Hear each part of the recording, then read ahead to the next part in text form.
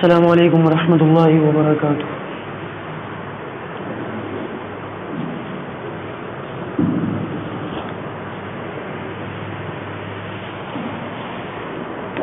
الحمد للہ نحمده ونستعینه ونستغفره ونؤمن به ونتوکل علیہ ونعوذ باللہ من شرور انفسنا ومن سیئات اعمالنا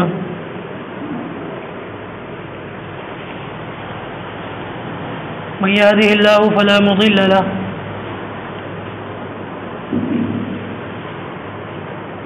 ومن يضلل فلا هادي له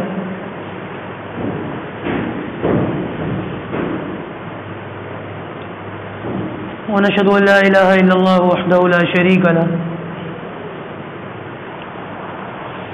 ونشهد أن سيدنا ومولانا محمدا عبده ورسوله.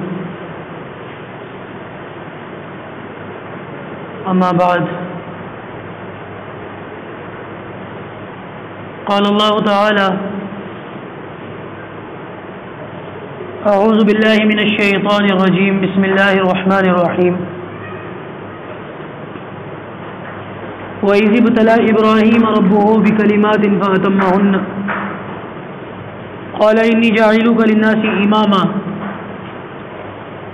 قَالَ وَمِنْ ذُرِّيَّتِي قال لا ينال عهد الظالمين.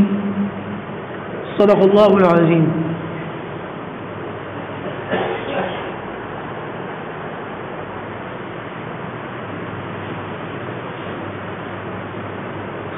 آدم علیہ السلام سے لے کر نبی اکرم صلی اللہ علیہ وسلم تک اس کائنات میں 1,24,000 انبیاء کرام تشریف لائے ہیں اور ان تمام نبیوں کا پیغام ایک ہی تھا. وہ تھا اللہ کے ایک ہونے کا پیغام کہ اللہ ایک ہے, اس کے سوا کوئی عبادت کے لائق نہیں ہے. اگر کوئی شخص اپنے پروردگار کی بات کو چھوڑ کر اپنی مرضی کے مطابق زندگی گزار کر چلے گا تو پھر آخرت میں اس کا نقصان ہے.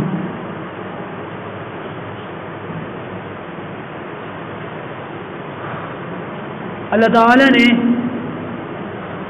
بہت سی نعمتوں سے ہم کو سرفراز فرما کر اس دنیا میں بھیجا ہے. اگر ہم غور کریں تو ہمارے وجود کے اندر ہی کئی ہزار نعمتیں اللہ تعالی نے رکھ دی ہیں, بلکہ لاکھوں نعمتیں رکھ دی ہیں. دماغ کے اندر الگ نعمتیں ہیں, آنکھوں کے اندر الگ نعمتیں ہیں, کانوں کے اندر الگ نعمتیں ہیں, زبان کے اندر الگ نعمتیں ہیں. تو بہرحال ایسی کئی نعمتیں ہیں جن سے اللہ تعالیٰ نے ہمیں نوازا ہے, جن کو اگر ہم گننا چاہیں تو گن بھی نہیں سکتے.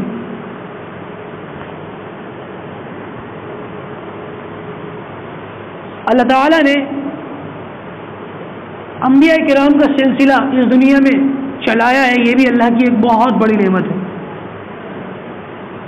ان نبیوں میں سے ایک نبی حضرت ابراہیم علیہ السلام, جن کو اللہ تعالیٰ نے خلیل اللہ کا خطاب دے کر اس دنیا میں بھیجا. اتنی بڑی ہستی ہے کہ بابل ایک علاقہ تھا, وہاں پیدا ہوئے. آج وہ علاقہ عراق کے نام سے جانا جاتا ہے. تو حضرت ابراہیم علیہ السلام ایک ایسے گھرانے میں پیدا ہوئے اور ایسی بستی میں پیدا ہوئے جس بستی کے اندر بت پرستی عام تھی. لوگ بتوں کی پوجا کرتے تھے. اور حضرت ابراہیم علیہ السلام کے جو والد تھے آزر, وہ صرف یہ نہیں کہ پوجا کرتے تھے, بلکہ ان کا تو یہ حال تھا کہ وہ اپنے ہاتھوں سے بتوں کو بنا بنا کر بیچتے تھے. بتوں کے بڑے سوداگر تھے. اور اتنا ہی نہیں بلکہ جو ایک بڑا بت خانہ تھا بستی کا, اس بت خانے کے بڑے عہدے پر فائز تھے، انچارج تھے، بت پرست بھی ہیں، بت کے سوداگر بھی ہیں اور بڑے بت خانے کے انچارج بھی ہیں. ان کے اللہ تعالیٰ نے ابراہیم علیہ السلام کو پیدا فرمایا. قرآن مجید کے اندر اللہ تعالیٰ نے جگہ جگہ پر حضرت ابراہیم علیہ السلام کا ذکر کیا ہے. سورہ مریم کے اندر آیات آئی ہیں اس طرح سے کہ وَاذْكُرْ فِي الْكِتَابِ إِبْرَاهِيمَ إِنَّهُ كَانَ صِدِّيقًا نَبِيًّا کہ ہماری کتاب میں ابراہیم علیہ السلام کا ذکر کیجیے، وہ سچے نبی تھے. اور اذ قال لأبيه يا أبت لم تعبد ما لا يسمع ولا يبصر ولا يغني عنك شيئا، اپنے والد سے حضرت ابراہیم نے کہا اے ابا جان، آپ ایسے پتھروں کی پوجا کرتے ہیں جو نہ دیکھتے ہیں نہ سنتے ہیں، نہ تمہیں کوئی فائدہ پہنچا سکتے ہیں نہ تمہیں کوئی نقصان پہنچا سکتے. یا ابتی انی قد جاءنی من العلم ما لم یأتک فاتبعنی اہدک صراطا سویا، اے میرے ابو جان، مجھے آپ سے زیادہ علم ہے، لہذا میری مان کے چلو، فاتبعنی، میری بات مانو. یہاں سے علماء نے مسئلہ لکھا کہ اگر کوئی چھوٹا علم میں آگے ہو تو بڑے کو اس کی بات ماننی چاہیے. یہ نہ سوچے کہ میں بڑا ہوں، بلکہ اگر کوئی چھوٹا، کوئی بیٹا علم کے اعتبار سے اپنے باپ سے یا اپنے بڑے سے بڑا ہو، علم کے اعتبار سے اونچے درجے پر ہو، تو وہ بڑا اپنی عمر نہ دیکھے بلکہ سامنے والے کا علم دیکھے. یا ابت لا تعبد الشیطان، اے ابا جان شیطان کی اتباع مت کرو، ان الشیطان کان للرحمن عصیا. اس کے بعد فرمایا یا ابت انی اخاف ان یمسک عذاب من الرحمن فتکون للشیطان ولیا، اے ابو جان میرا جو پروردگار ہے بے شک بڑا رحمان ہے، رحیم ہے، بڑا مہربان ہے، لیکن میں ڈرتا ہوں کہ کہیں آپ اللہ تعالیٰ کے عذاب کے حقدار نہ بن جائیں، آپ اپنے اعمال کی وجہ سے اللہ تعالیٰ کے عذاب کی گرفت میں نہ آ جائیں. بہرحال یہ دعوت چلی ہے ایک بیٹے کی اپنے باپ کو، لیکن آزر اپنے بیٹے کی باتوں پر کان نہ دھرے اور اپنی روش پر چلتے رہے. اللہ تعالیٰ نے حضرت ابراہیم علیہ السلام کا اپنی قوم کے ساتھ بھی بات چیت کو ذکر کیا ہے کہ ان کی پوری قوم اس کام کے اندر ملوث تھی، بت پرستی کرتی تھی. تو حضرت ابراہیم علیہ السلام نے اپنی قوم کو بھی دعوت دی، یا قوم انی بریء مما تشرکون، میں شرک کرنے والوں سے بری ہوں. انی وجہت وجہی للذی فطر السماوات والارض حنیفا وما انا من المشرکین. عجیب قوم تھی جس کا سوچنا یہ تھا کہ یہ جو سورج آسمان پہ چمکتا ہے یہ ہمارا دیوتا ہے. کچھ لوگ ایسے تھے جن کا سوچنا یہ تھا جو چاند رات میں نظر آتا ہے یہ ہمارا دیوتا ہے، اور کچھ لوگ ایسے تھے جن کا ماننا یہ تھا کہ یہ جو چھوٹے چھوٹے ستارے رات میں نظر آتے ہیں یہ چھوٹے چھوٹے دیوتا ہیں. ابراہیم علیہ السلام نے تینوں چیزوں کا ذکر اپنی قوم کے سامنے کیا. فلما جن علیہ اللیل رآ کوكبا قال هذا ربی، اپنی قوم سے کہا ستاروں کی طرف اشارہ کر کے یہ میرا پروردگار ہے. یہ جب صبح ہوئی تو صبح کی روشنی میں تو ستارے نظر نہیں آتے، غروب ہو گئے. تو حضرت ابراہیم نے فرمایا یہ میرا پروردگار نہیں ہے. چاند کی طرف اشارہ کر کے فرمایا کیا یہ میرا پروردگار ہے؟ جب صبح ہوئی تو سورج کی روشنی کے آگے چاند بھی غائب ہو گیا. تو حضرت ابراہیم نے فرمایا یہ میرا پروردگار نہیں ہو سکتا. اور دن میں سورج کی طرف اشارہ کر کے کہا کیا یہ میرا پروردگار ہے؟ یہ کیسا ہے کہ یہ بھی ٹھہرتا نہیں ہے، رات آتی ہے تو یہ بھی چلا جاتا ہے. لہذا میرا پروردگار تو وہ ہے جو ان چاند کو، ستاروں کو، سورج کو اپنے اپنے نظام سے چلا رہا ہے، پیدا کیا ہے. بہرحال جب قوم کے ساتھ، والد کے ساتھ حضرت ابراہیم علیہ السلام کا یہ معاملہ رہا، عجیب زندگی ہے حضرت ابراہیم علیہ السلام کی. جب ان کی زندگی کو ہم اٹھا کر دیکھیں اور پڑھیں اور اس کا مطالعہ کریں. بہت سی چیزیں ایسی ہیں جو سامنے آتی ہیں. اس کائنات میں سب سے پہلے جس نے اپنی ختنہ خود کی ہے وہ حضرت ابراہیم علیہ السلام ہے. 80 سال کی عمر ہے اور اللہ تعالیٰ کا حکم آیا ختنہ کیجیے, اپنا ختنہ خود کیجیے. 80 سال کی عمر. تو حضرت ابراہیم علیہ السلام نے کلہاڑی لی اور اپنا ختنہ کیا. پہلے آدمی دنیا کی. ان کی سنت ہے اور اس کے بڑے فائدے ہیں. تو والد نے کہا اور قوم نے کہا کہ بھائی ہم سے الگ ہو جاؤ, تمہاری باتیں ہمارے پلے نہیں پڑتی, تم ہم سے ایک طرف ہو جائے. قال سلام علیک. تو ابراہیم علیہ السلام نے کہا بھائی ٹھیک ہے, میں سلام کرتا ہوں تم لوگوں کو اور میں تم سے الگ ہوتا ہوں, لیکن میں تمہارے لیے دعا کرنا نہیں چھوڑوں گا.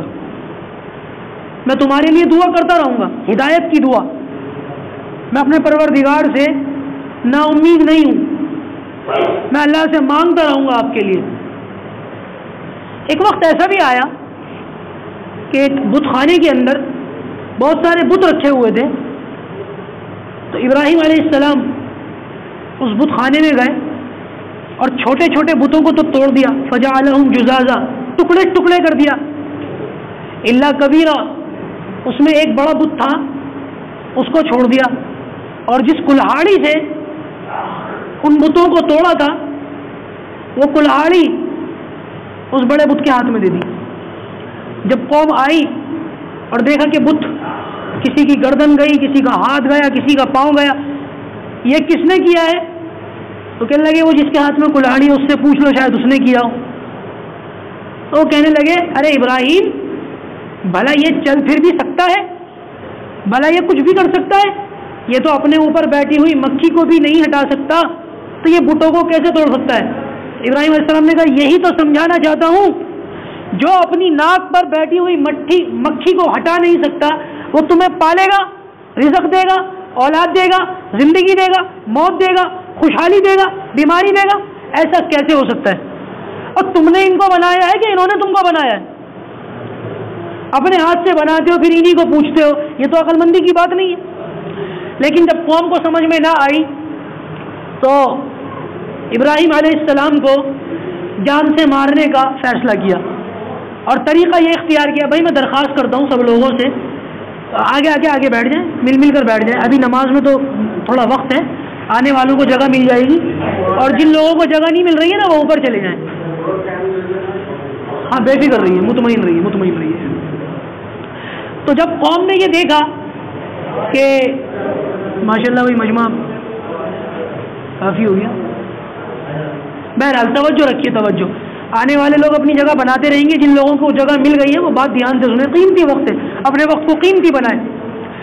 تو جب قوم نے دیکھا کہ ابراہیم علیہ السلام حجت ہم پر پوری کر چکے, تو حضرت ابراہیم علیہ السلام نے اس قوم نے حضرت ابراہیم کو جان سے مارنے کا طریقہ یہ اختیار کیا کہ آگ جلائی اور اتنی زبردست آگ بھڑکائی, روایت کے اندر آتا ہے کئی دن تو وہ ایندھن جمع کرتے رہے, اپلے بھی اور گھاس بھی اور نہ جانے کیا کیا, اور اتنی زبردست آگ جلائی کہ آسمان کے اوپر سے پرندہ بھی اڑتا ہوا جاتا تھا, آگ کی دہک سے وہ بھی نیچے گر جاتا تھا جل کر. اب آگ تو جلا دی اور اتنی تیز کہ اس کے قریب بھی نہ جایا جائے. اب ابراہیم علیہ السلام کو آگ میں بھیجے کیسے, آگ میں ڈالے کیسے؟ ابراہیم علیہ السلام کو جو لے کر جائے گا ساتھ میں وہ بھی جلے گا. اور ابراہیم علیہ السلام سے ایک شخص نے کہا جائیے, کہ میں کیوں جاؤں, میں خود کیوں جاؤں, کوئی آدمی آگ میں جائے گا اپنی مرضی سے. انہوں نے ایک فیصلہ کیا, اس زمانے میں ایک نئی چیز تیار ہوئی, من جنیق. شیطان نے ان کو آ کر انسانی شکل میں آیا اور ان کو من جنیق تیار کر کے دی. وہ لکڑی کا ایک پھٹا ہوتا ہے سیدھا, اور اس کے اوپر چمچے جیسا ہوتا ہے, اور اس کو یہاں سے باندھ کے پش کر دیں, اور جو وہ اس کو چھوڑ دیں رسی کو تو وہ دھائیں کر کے ایسے چلتا ہے. اس کو منجنیق, اس میں بعض منجنیق کا کام ایسا ہوتا ہے, اس میں بڑے بڑے پتھر رکھے نا, قلعے کے اوپر پتھر پھینکے جاتے تھے تاکہ قلعے کی دیواریں کمزور ہوں. اس منجنیق میں بٹھایا ابراہیم علیہ السلام کو اور اس کو پش کیا تو وہ اڑتے ہوئے. تو قلنا یا نار کونی بردا وسلام علی ابراہیم, اللہ تعالیٰ کا حکم آ گیا, اے آگ تیرا کام جلانے کا ہے, لیکن میں نے تجھ میں جلانے کی صفت رکھی ہے. اللہ تعالیٰ کہہ رہا ہے میں نے تجھے پیدا کیا ہے. آج میں ہی تجھے حکم دے رہا ہوں کہ ابراہیم علیہ السلام پر ٹھنڈی ہو جا. اتنی طاقت کے ساتھ یہ حکم آیا کہ جیسے ابراہیم علیہ السلام آگ میں گئے ہیں, آگ اتنی ٹھنڈی ہو گئی کہ ابراہیم علیہ السلام کو چھینک آ گئی. جو آگ گرم تھی وہ اتنی ٹھنڈی ہو گئی کہ ابراہیم علیہ السلام کو چھینک آ گئی. اللہ تعالیٰ کا اگلا حکم آیا وسلام علی ابراہیم, ٹھنڈی ہو مگر اتنی ٹھنڈی نہ ہو میرے خلیل کو نقصان پہنچا دو. پھر وہاں جبرائیل علیہ السلام آئے, زمین پر ایک پر مارا انار کا درخت نکل آیا, دوسری حصے پر دوسرا پر مارا پانی نکل آیا. یہ پانی آگ میں نکل رہا ہے لیکن بھاپ نہیں بن رہا, یہ پانی آگ میں نکل رہا ہے مگر آگ کو نہیں بجھا رہا. 40 دن یا کچھ کم و بیش, بعض روایتوں میں الگ الگ دنوں کا ذکر ہے, ابراہیم علیہ السلام انار کھاتے رہے, پانی پیتے رہے, آگ میں ٹہلتے رہے. قوم ابراہیم علیہ السلام کو دیکھتی رہی مگر کوئی فائدہ نہ ہوا. بہرحال یہ ابراہیم علیہ السلام کے اوپر آنے والی آزمائشیں اور اللہ تعالیٰ کے امتحانات تھے. ایک تیسرا امتحان اللہ تعالیٰ نے لیا کہ وقت کے بادشاہ سے جب ان کا پالا پڑا تو وہ اپنے آپ کو خدا کہلواتا تھا, کہتا تھا کہ میں خدا ہوں, اور عجیب اس کا عقیدہ تھا, کہتا تھا یہ جو سورج ہے یہ بڑا دیوتا ہے اور جو میں ہوں میں چھوٹا دیوتا ہوں, یعنی کہ میں اس کا مینیجر ہوں. تو ابراہیم علیہ السلام نے اس سے کہا اذ قال ابراہیم ربی الذی یحیی و یمیت قال انا احیی و امیت. ابراہیم علیہ السلام نے کہا میرا پروردگار تو وہ ہے جو زندگی بھی دیتا ہے موت بھی دیتا ہے. تو کہنے لگا میں بھی زندگی دیتا ہوں میں بھی موت دیتا ہوں. ایک بے گناہ آدمی کو بلایا اور قتل کر دیا, اور ایک قیدی کو بلایا جس کے لیے سزائے قتل سزائے جو ہے متعین ہو چکی تھی, اس کو بلایا. یہ پنکھے کھول لیجیے, آپ کو گرمی لگ رہی ہوگی, پنکھے کھول لیجیے, وہاں سے سوئچ ہے وہاں سے کھول لیجیے. تو اس بادشاہ نے اپنی بات کو پورا کرنے کے لیے 2 آدمیوں کو بلایا, ایک کو چھوڑ دیا ایک کو جان سے مار دیا. کہنے لگا دیکھو میں بھی زندگی دیتا ہوں اور موت دیتا ہوں. حضرت ابراہیم علیہ السلام سمجھ گئے بیوقوف ہے, ایسے سمجھ میں نہیں آئے گا. ابراہیم علیہ السلام نے کہا کہ میرا اللہ وہ ہے جو سورج کو مشرق سے نکالتا ہے مغرب میں ڈباتا ہے. تو آج اگر اپنے سورج کو دیوتا مانتا ہے اور اپنے آپ کو اس کا نائب کہتا ہے, آج ایسا کر اس سورج کو مغرب سے نکال اور مشرق میں ڈبا دے. فبہت الذی کفر, کافر خاموش ہو گیا. اس دلیل پر ایک واقعہ یاد آیا. ہمارے استاد مولانا قاسم صاحب بیمار ہیں لیکن ابھی حیات ہیں. ان کے پاس ایک شخص آیا, کہنے لگا مولانا میرے یہاں بچہ نہیں ہوتا, اولاد نہیں ہوتی, اللہ سے دعا کرے میرے یہاں اولاد ہو جائے. مولانا نے دعا کر دی. 4-5 سال کے بعد دوبارہ آیا, کہنے لگا جی میرے یہاں بیٹا ہو گیا. کیا ہو گیا؟ بیٹا ہو گیا. تو مولانا قاسم ہم کو بتاتے تھے, کہنے لگے میں نے اس کو مبارکباد دی, بھائی مبارک ہو اللہ نے تمہیں بیٹا دیا. کہنے لگا جی اللہ نے نہیں دیا, فلاں بابا نے دیا ہے. اللہ نے نہیں دیا, فلاں بابا نے دیا.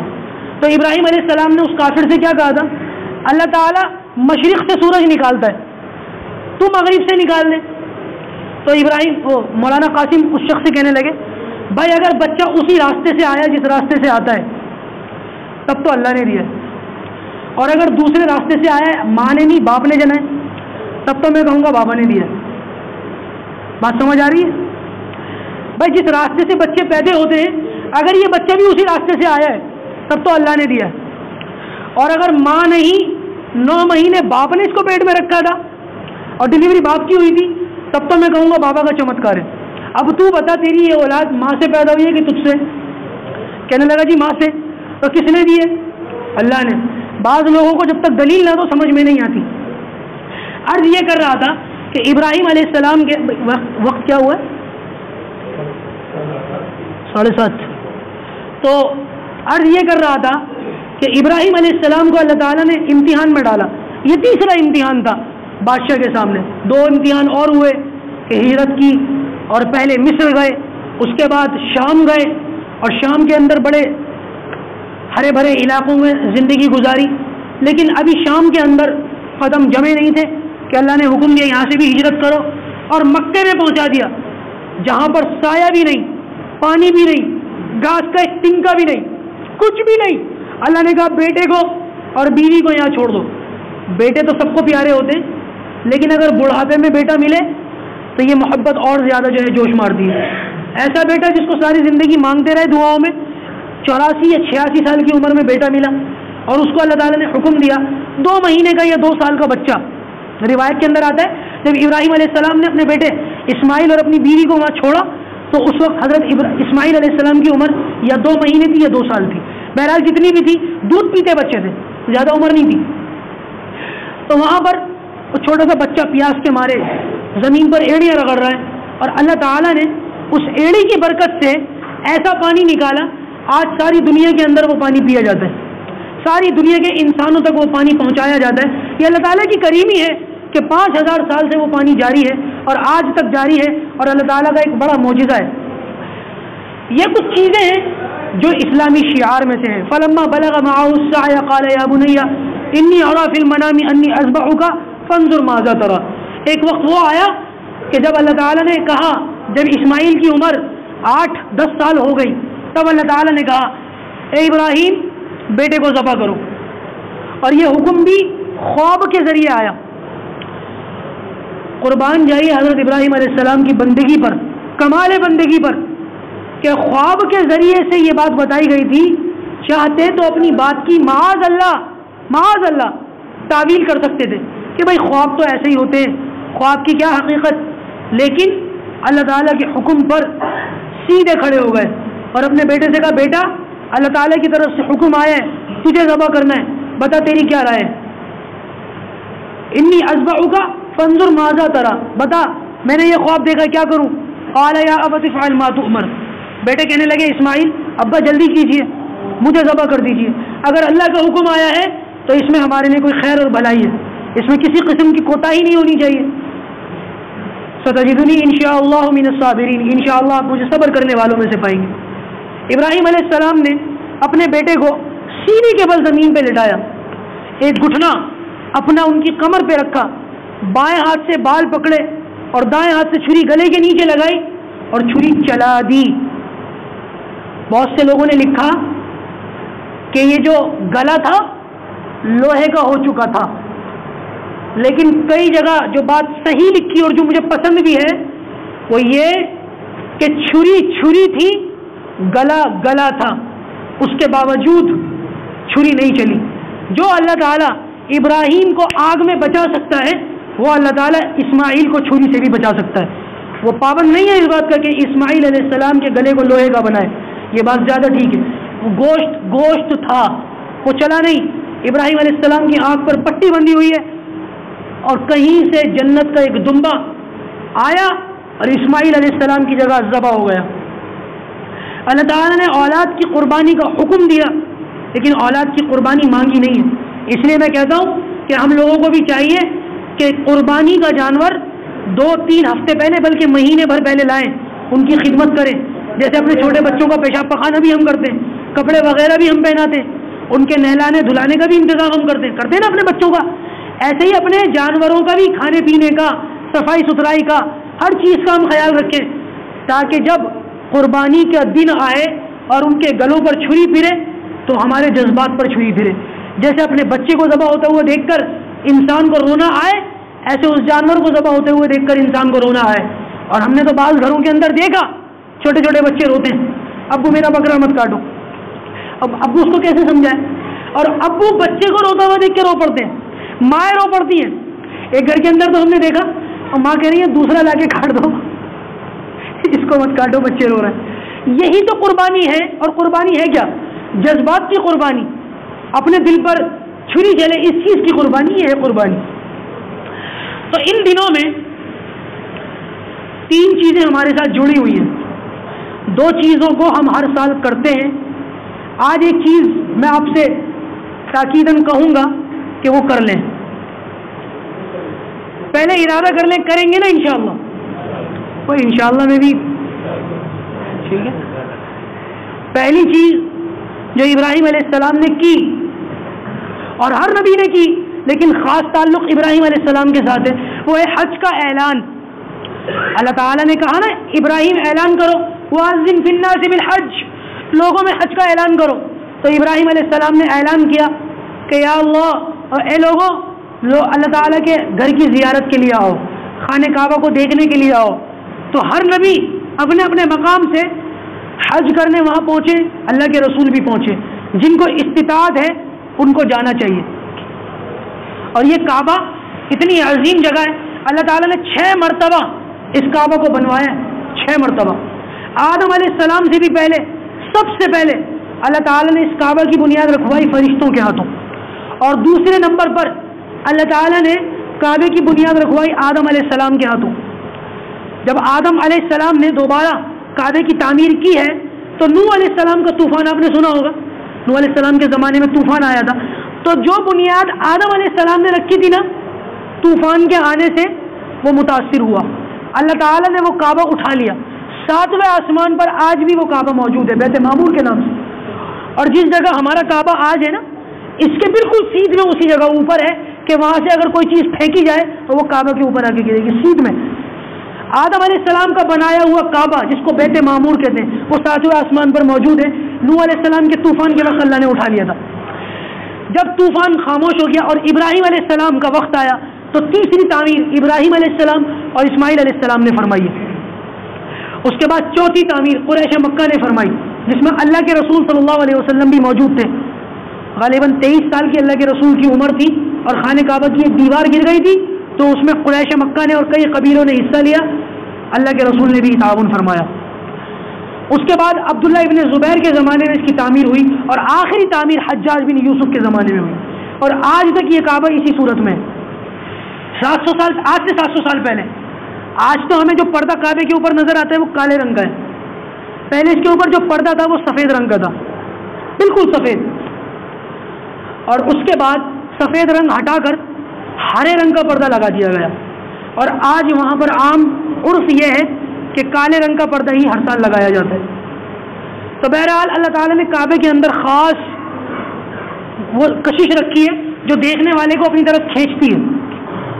3 چیزیں ایسی ہیں جس سے انسان کا دل کبھی نہیں بڑھتا، یہ بات یاد رکھیے گا، میں نے اپنے استادوں سے سنی ہے، بڑے مزیدار بات ہے، آپ کو بتا دوں، انشاءاللہ آپ کو بھی فائدہ ہوگا۔ پہلی چیز جس سے انسان کا دل کبھی نہیں بڑھتا، بچپن سے لے کر 80 90 سال 100 سال کی عمر کا بھی بوڑھا آدمی ہو، اس سے پوچھو کیا آسمان روز دیکھتے ہو؟ ہاں جی روز دیکھتا ہوں۔ کبھی آسمان کو دیکھنے سے دل بھرا؟ 3 چیزیں ایسی ہیں جن کو دیکھنے سے انسان کا دل نہیں بڑھتا، آسمان کو دیکھنے سے دل نہیں بڑھتا، اور دوسری چیز پانی پینے سے انسان کا دل نہیں بڑھتا۔ آج ہم دال کھا لیں، کل دال کھا لیں، پرسوں دال کھا لیں، دال تو چھوڑیے گوشت بریانی نہاری بھی کھا لیں تو ایک وقت آئے گا آدمی کا دل بھر جائے گا، لیکن روزانہ لیٹروں کے حساب سے ہم پانی پیتے، 50 سال ہو گئے پانی پیتے پیتے، کسی آدمی کے منہ سے آج تک سنا کہ بھائی پانی سے میرا دل بھر گیا؟ سنا؟ دل نہیں بھرتا پانی سے۔ اور تیسری چیز جس سے انسان کا دل نہیں بھرتا وہ ہے خانہ کعبہ کو دیکھنا۔ جتنی بار انسان کعبہ کو دیکھتا ہے اتنی بار دل میں پیاس دیکھنے کی زیادہ ہو جاتی ہے۔ یہ 3 چیزیں ایسی ہیں اس سے انسان کا دل کبھی نہیں بڑھتا۔ تو پہلی چیز حج کا اعلان اور حج کرنا، یہ ابراہیم علیہ السلام نے کیا، اور دوسری چیز جو ابراہیم علیہ السلام نے کی وہ ہے قربانی۔ کیا کی؟ قربانی، ہم بھی کرتے ہیں۔ اور تیسری چیز جو ابراہیم علیہ السلام نے کی وہ ہے اپنے بیٹے کے ساتھ مل کر خانہ کعبہ کو تیار کرنا۔ یہ کیا تھا نا انہوں نے، آپ سنتے رہتے ہیں علماء سے، خانہ کعبہ کو تیار کرنا۔ کون کون ہے جو خانہ کعبہ میں جانا چاہتے ہیں؟ میں بھی جانا چاہتا ہوں، آپ بھی جانا چاہتے ہیں۔ ہر انسان کی خواہش ہے کہ اللہ تعالیٰ ہمیں وہاں لے جائے، اور اللہ سے یہ دعا بھی کرنی چاہیے۔ میں نے ایک جگہ پڑھا تھا کہ جو بندہ اللہ سے دعا کرتا ہے کہ یا اللہ میں وہاں جانا چاہتا ہوں، اور دل میں ارادہ رکھتا ہے، وہ نہیں بھی گیا تب بھی اس کو جانے کا ثواب مل گیا۔ تو اگر ہم خانہ کعبہ نہیں جا سکتے، اس کی خدمت نہیں کر سکتے، تو خانہ کعبہ کی بیٹیاں جو ہماری مسجدیں ہیں، کیا ہم ان کی خدمت نہ کریں؟ کہ اللہ تعالیٰ ہم خانہ کعبہ کی تو خدمت نہیں کر سکے، وہ تو بہت دور تھا، ہمارے بس میں بھی نہیں تھا، لیکن جو ہمارے بس میں تھا ہم نے اس کا حق ادا کرنے کی کوشش کی، ہم نے اپنے مال سے اپنی جان سے اس کا حق ادا کرنے کی کوشش کی۔ اور یہ ہمارے محلے کی مسجدیں، یہ خانہ کعبہ کی بیٹیاں ہیں، یہ ہماری مسجد، اس کا تعلق خانہ کعبہ سے ہے، یہ ہمارا چھوٹا خانہ کعبہ ہے۔ خانہ کعبہ مانے اللہ کا گھر۔ ہم سب جانتے ہیں کہ اللہ کا گھر کا یہ مطلب نہیں ہے جیسے ہمارے گھر، ہم تو اپنے گھروں میں رہتے ہیں، اللہ ان گھروں میں رہتا نہیں ہے، لیکن ان کا تعلق اللہ تعالیٰ کی طرف ہے. اب بھائی آپ لوگوں سے ایک درخواست بھی ہے, ماشاءاللہ مجمع بڑے پیمانے پر جمع ہو گیا ہے. میں بتانا یہ چاہ رہا تھا کہ قربانی ہم کرتے ہیں, حج ہم کرتے ہیں, لیکن ان دنوں میں ایک چیز جو ابراہیم علیہ السلام نے کی وہ بیت اللہ کی تعمیر ہے بھائی. بیت اللہ کی تعمیر حضرت ابراہیم علیہ السلام نے, اسماعیل علیہ السلام نے کی. تو کیوں نہ ان دنوں میں ہم بھی اپنے محلے کی مسجد کی خدمت کر کے, تھوڑا سا مسجد کے اندر تعمیری کام چل رہا ہے, تو مالی اعتبار سے اس میں تعاون کر کے ابراہیم علیہ السلام اور اسماعیل علیہ السلام کی آج سنت پر عمل کر لیں. کتنا اچھا ہوگا کہ اللہ ان دنوں میں انہوں نے بھی خدمت کی تھی, آج ہم بھی اس جیسا نقشہ لے کر آئیں, آج ہم بھی اس جیسا نقشہ لے کر آئیں, ہم بھی اس جیسی کوشش لے کر آئیں. وقت غالباً ہو گیا ہے, میرے خیال سے بات مجھے پوری کرنی چاہیے. تو آپ لوگوں سے درخواست ہے, مسجد کے اندر نا تعمیری کام چل رہا ہے ماشاءاللہ, آپ لوگ دیکھ بھی رہے ہیں, اور ماشاءاللہ ہمارے یہاں کے مقامی حضرات جو ہیں وہ بڑھ چڑھ کر حصہ لے رہے ہیں. آج آپ حضرات سے درخواست ہے پورے جوش و خروش کے ساتھ, پوری جو ہے دل جمعی کے ساتھ مسجد کے اندر تعاون کریں, جتنا ہو سکے تعاون کریں. اب میرے خیال سے میں عید کی نماز کا طریقہ آپ کو بتا دیں, یہ پہلے کریں گے چندہ بعد میں کریں گے؟ میرے خیال سے میں مناسب سمجھتا ہوں اگر عید کی نماز کے بعد اور خطبے سے پہلے ہو جائے تو یہ زیادہ اچھا رہے گا, یہ طریقہ زیادہ اچھا ہے, میرا مشورہ ہے. باقی آپ تو بھائی آپ لوگوں سے درخواست ہے اس میں خوب جوش و خروش سے تعاون کیجیے گا, کریں گے نا انشاءاللہ. اب عید کی نماز کا طریقہ سن لیجئے.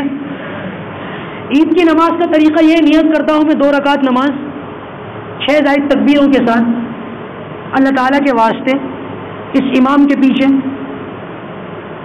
میرا منہ اللہ تعالیٰ کعبے کی طرف, یہ کہہ کر ہمیں امام کے ساتھ ساتھ نیت باندھنی ہے. امام صاحب اللہ اکبر زور سے کہیں گے, آپ حضرات کو بھی اللہ اکبر زور سے کہنا ہے, کانوں تک ہاتھ اٹھائیں گے اور نیت باندھ لیں گے. امام بھی اور سب لوگ بھی ثنا پڑھیں گے, سبحانک اللہم و بحمدک و تبارک اسمک و تعالی جدک و لا الہ غیرک. اس کے بعد کچھ نہیں پڑھنا, امام صاحب بھی اور مقتدی بھی تکبیر کہیں گے, اللہ اکبر, کانوں تک ہاتھ اٹھائیں گے, ہاتھوں کو باندھنا نہیں ہے, چھوڑ دینا ہے. پھر دوبارہ مقتدی اور امام دونوں اللہ اکبر کہہ کر کانوں تک ہاتھ اٹھائیں گے, باندھنا نہیں ہے, چھوڑ دینا ہے. پھر تیسری مرتبہ امام بھی اور مقتدی بھی اللہ اکبر کہہ کے کانوں تک ہاتھ اٹھائیں گے, اس بار چھوڑنا نہیں ہے بلکہ باندھ لینا ہے. امام اللہ اکبر زور سے کہے گا اور مقتدی حضرات اللہ اکبر آہستہ آواز سے کہیں گے. تیسری تکبیر کہنے کے بعد جب ہاتھ باندھ لیں گے تو مقتدی خاموش ہو جائیں, امام قرات کریں اور رکوع کریں, 2 سجدے کریں, پھر دوسری رکعت میں کھڑے ہو جائیں. دوسری رکعت میں کھڑے ہو کر پھر امام صاحب قرات کریں گے اور اس کے بعد سورت ملائیں گے. سورت ملانے کے بعد اب وہ اللہ اکبر کہہ کے رکوع میں نہیں جائیں گے بلکہ اللہ اکبر کہہ کے امام بھی اور مقتدی بھی کانوں تک ہاتھ اٹھائیں گے, ہاتھوں کو چھوڑ دیں گے. پھر دوسری مرتبہ ہاتھوں کو اٹھائیں گے, اللہ اکبر کہیں گے, اس کے بعد ہاتھوں کو چھوڑ دیں گے. پھر تیسری مرتبہ اللہ اکبر کہیں گے, ہاتھوں کو کانوں تک اٹھائیں گے, ہاتھوں کو چھوڑ دیں گے. چوتھی مرتبہ اللہ اکبر کہیں گے لیکن ہاتھوں کو نہیں اٹھائیں گے, ایسے ہی رکوع میں چلے جائیں گے اور باقی کی نماز ہم ویسے ہی پوری کریں گے. پوری کرنے کے بعد جیسے ہی سلام پھرے سب لوگ بلند آواز سے تکبیر پڑھیں گے, اللہ اکبر لا الہ الا اللہ اللہ اکبر وللہ الحمد. اس کے بعد خطبہ ہوگا, سب لوگ اپنی اپنی جگہ پر خاموشی سے بیٹھے, ہو سکے تو ایسے بیٹھے جیسے التحیات میں بیٹھتے ہیں, ایسے بیٹھنا مشکل ہو تو جیسے سہولت ہو ویسے بیٹھ جائیں, خاموشی کے ساتھ کان لگا کر خطبہ سنیں. اس کے بعد دعا ہوگی, پھر انشاءاللہ ملنا ملانا ہے, اس کے بعد اب تشریف لے جائیں, ٹھیک ہے نا, صفحے بنا لیں اور کھڑے ہو جائیں. پیچھے آنے والے لوگوں کو جگہ دے دیں تاکہ پریشانی نہ ہو.